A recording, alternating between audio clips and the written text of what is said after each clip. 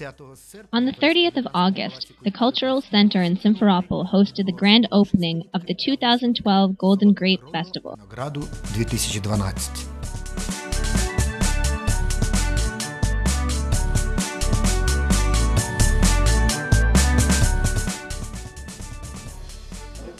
Stephen Wright, Field Project Manager of the Ukraine Horticulture Development Project.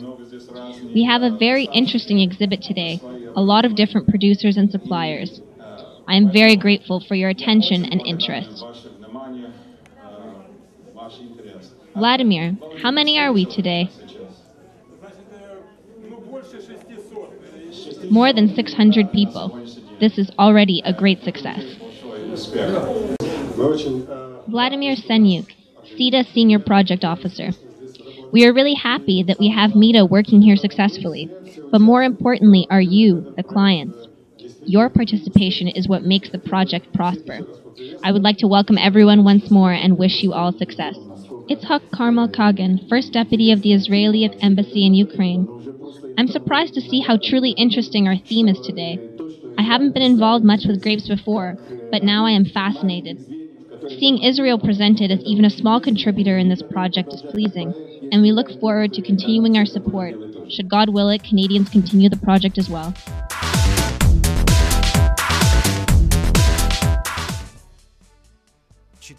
The 4th International Golden Grape Festival and Competition has drawn in over 600 farmers and suppliers.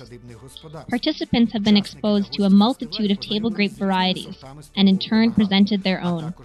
Some are returning competitors.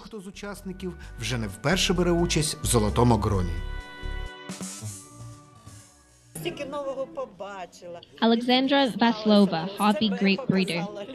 I've seen and learned so much here and had the opportunity to show the results of my work, and of course the grapes themselves. The 3rd year of the competition, I won the grand prize for 20 varieties of seedless table grapes, as voted by the guests of the festival.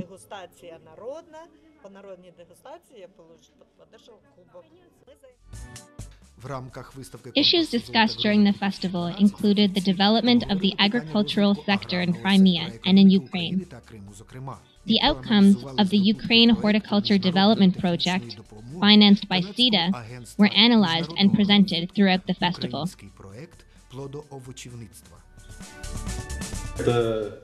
Alexander Suslov, Director of the farming enterprise Sakhalin. The Chernomorsky and the Krasnovardersky clusters will be calling on farmers from their regions to unite today. They have a cold storage container of 60 cubic meters, where our regional farmers can store their produce before taking the chilled product to market. We have these facilities for consolidation. Currently, we are building containers of 240 cubic meters, so that like in Soviet times with the collective farms, traders can load several large trucks from one location and supply large cities.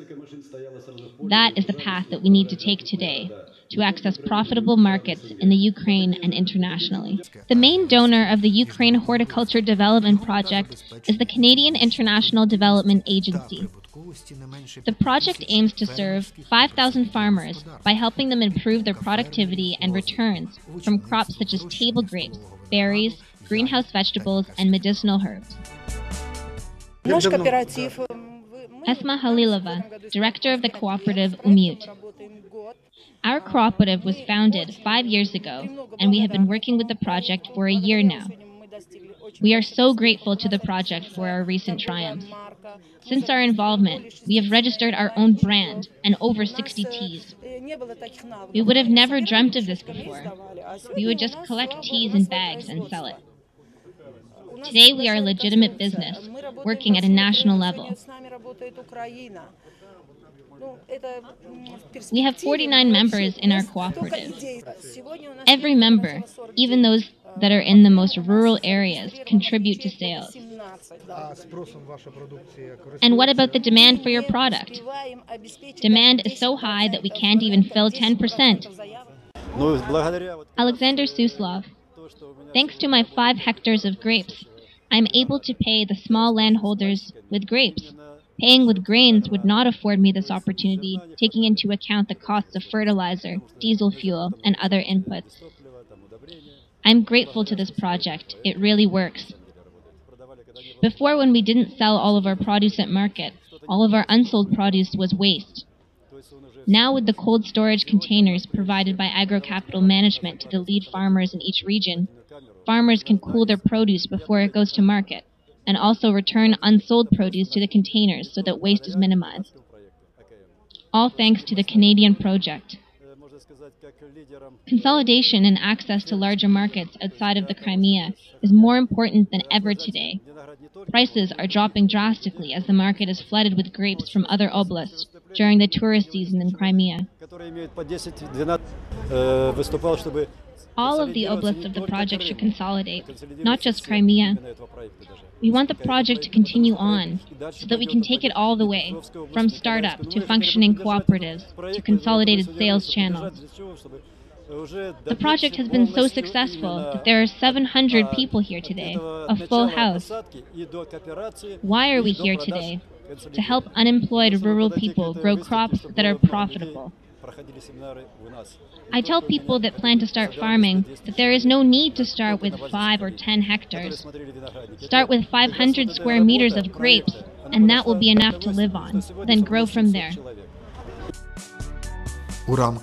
There was a press conference held at the Golden Grape Festival where the Minister of Agrarian and Food Policy of the Autonomous Republic of Crimea announced plans for joint retail and wholesale markets across Crimea.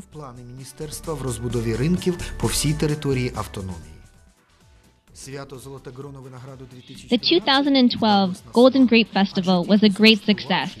Tasting, smelling, and admiring these grapes brings a desire to plant one's own.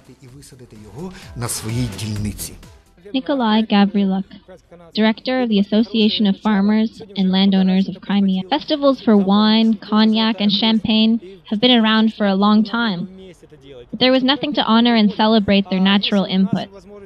That's part of the reason that this event was initiated. Today, other regions where table grapes are widely produced are starting to plan their own Golden Grape festivals.